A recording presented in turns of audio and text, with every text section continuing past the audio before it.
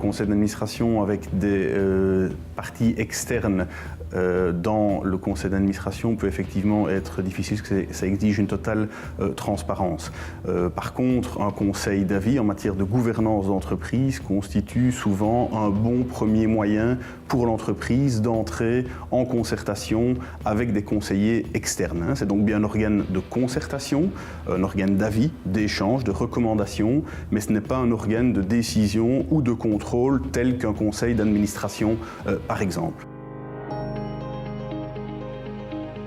Alors on parle de quoi dans ces conseils d'avis? Essentiellement de questions stratégiques, mais rien n'empêche d'évoquer par exemple des sujets plus opérationnels tels que l'opportunité d'un investissement à réaliser par exemple. Mais la clé du succès d'un conseil d'avis, c'est réellement sa composition. Donc on devrait y retrouver à côté d'un certain nombre de membres de la famille active dans l'entreprise, certains conseillers, un ou plusieurs, en général au minimum 2 conseillers externes qui sont soit spécialisés dans le domaine d'activité même de l'entreprise, soit dans des domaines techniques dans lesquels l'entreprise estime par exemple manquer de compétences. Et donc c'est vraiment une complémentarité, une diversité que l'on va rechercher et c'est de là que naîtra l'intérêt et la richesse des réflexions.